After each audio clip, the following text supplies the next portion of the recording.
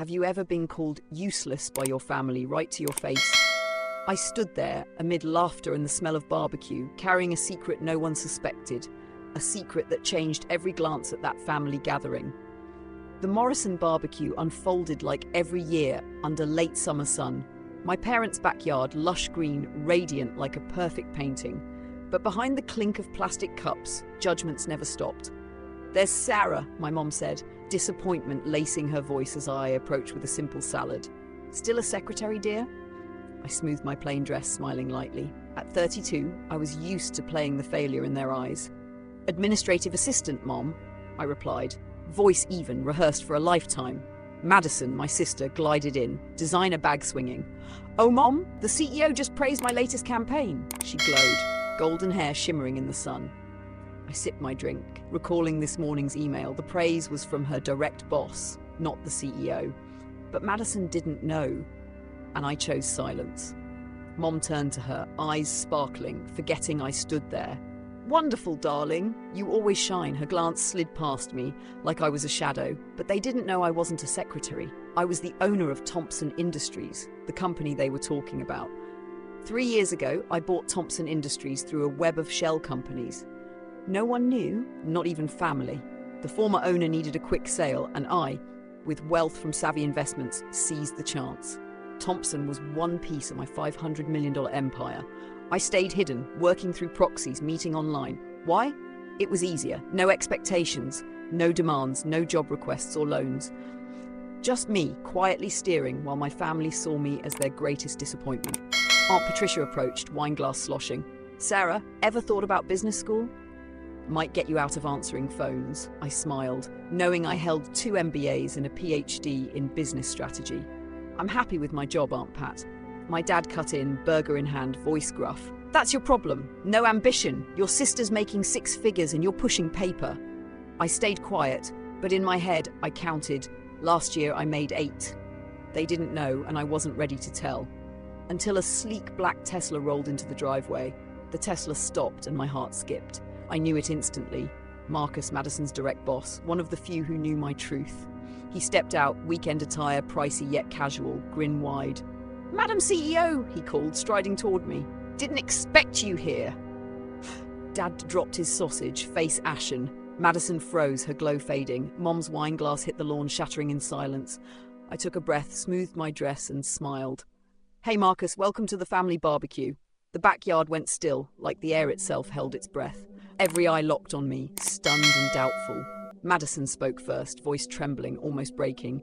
"You're the CEO? Impossible! You're just a secretary." I met her gaze, calm, voice soft but sharp. "No, Madison, I'm your boss. I've owned Thompson Industries for 3 years." Dad's face purpled, disbelieving. "What kind of joke is this?" Marcus stepped forward, voice clear, steady. "No joke, sir. Your daughter is the best CEO I've ever worked with. Thompson's market value tripled under her." Mom clutched a chair like she might collapse. "But you brought store-bought salad. You live in a tiny apartment. You wear cheap clothes." I stood tall, letting my true light show. "I choose to live simply, Mom. Doesn't mean I have to." Aunt Patricia scrolled her phone, paling as she read about Thompson Industries. Uncle George choked on his beer, muttering, "500 million?" Madison shook, voice shrill, angry. "You laughed behind my back? Watched me like a game?" I looked into her eyes, voice even. "No, Madison, I run a company. Your reviews, promotions, bonuses, all based on your work, even when you took credit for others." She flushed, as the family knew. Madison always claimed others' wins. Dad cut in, voice hoarse. "Sarah, how could you manage? You can't even pick decent clothes." His words, an old knife, didn't cut anymore. "Want to see the financials, Dad, or the quarterly report? Aunt Pat's probably found some articles by now." I scanned their faces, once dismissive, now dumbfounded. "Why hide?" Mom asked, voice quivering. "Why pretend to be a failure?" I answered, voice low, like confessing a truth. "Would you have believed me? When I left my old job to start my own path, you said I was fired. When I moved to a small apartment to save, you called me a failure. When I worked late building my company, you said I had no life." I paused, meeting their eyes. "I kept my secret because I wanted to succeed my way. No expectations, no demands, and more importantly, I saw how you treated me when you thought I was just a secretary." Marcus backed off, realizing he'd dropped a bomb on the family barbecue. "Sorry if I overstepped," he said, sheepish. "No," I replied, firm. "Stay. It's time for clarity." I faced my family, eyes unflinching. I don't boast, not because I can't, but because I wanted to stand on my own, not on praise or approval. Today, I step into the light. Madison stepped back, her pricey heels heavier on the grass. Tom, her husband, spoke up, hesitant. "So, you rejected my private office proposal?"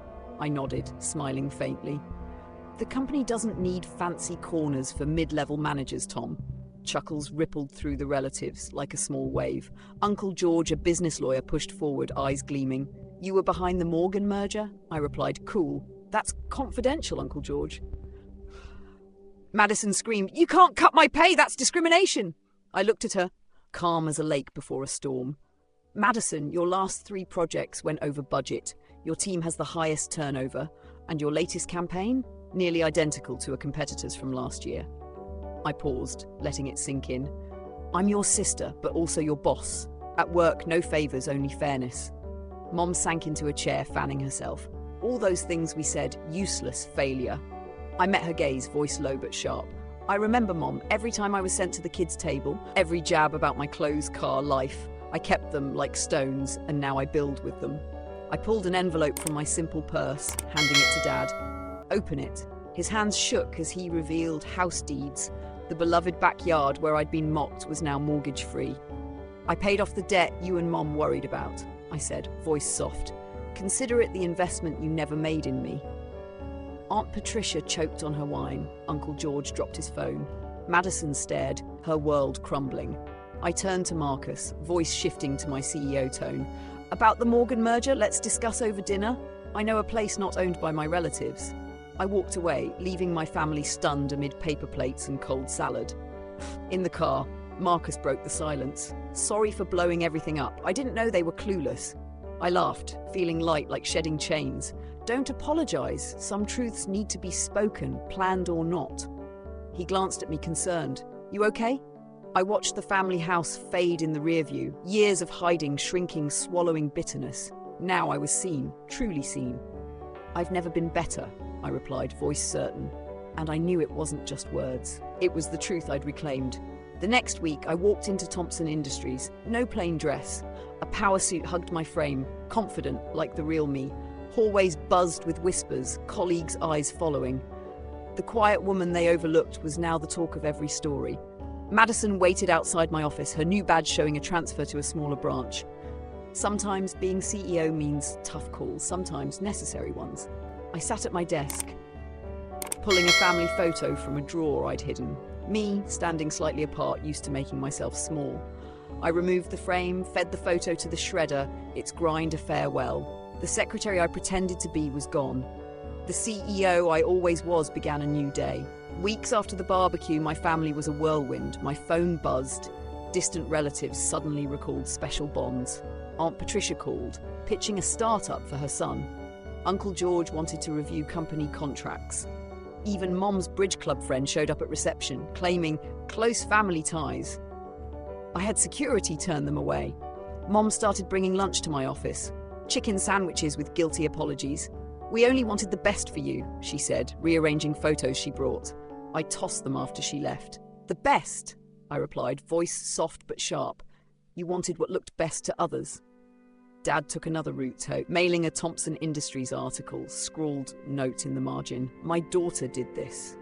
I smiled bitterly. The same dad who called me useless. Madison was the biggest challenge. She filed a complaint, alleging bias due to family ties.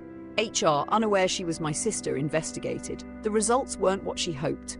They found proof. She took credit for subordinates' work, fudged time reports, used company resources personally. I didn't fire her. I offered a choice, resign with a reference or face public termination. She chose to resign, but not quietly.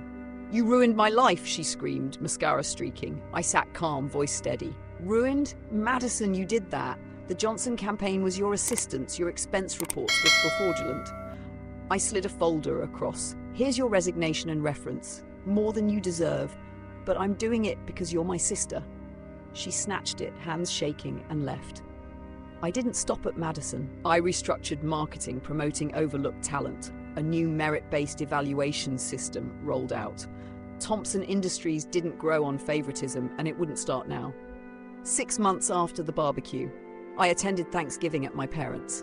This time, I arrived in my Tesla, dressed as my true self. Relatives who ignored me now crowded around, hanging on my words. Aunt Patricia bragged to friends about my CEO niece. Uncle George displayed a Thompson Industries article on the mantel. Madison didn't come. She worked at a smaller firm, finally standing on her own.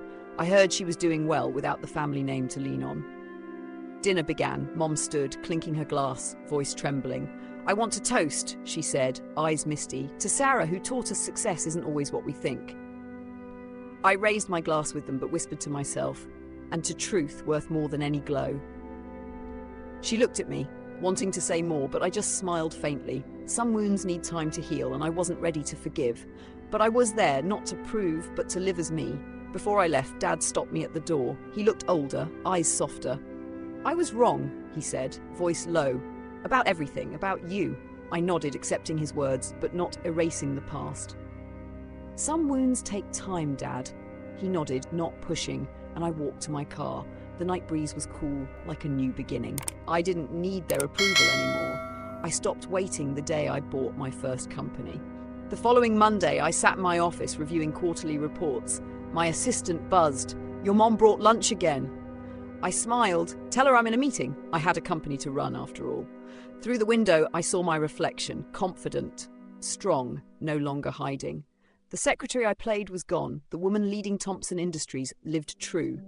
On my desk, a new frame, not family, but my team at a recent charity event. They were my chosen ones who believed in my vision. Success doesn't need an audience. It only needs belief in yourself. I once made myself small so my family wouldn't feel threatened. I swallowed bitterness to avoid judgmental stares. But today, I stand here, no permission, no waiting. That barbecue didn't just reveal truth. It freed me. What are you hiding? A dream, a talent, or your true self? Step into the light. Not for them, but because you deserve it. And when you do, the world will have to watch.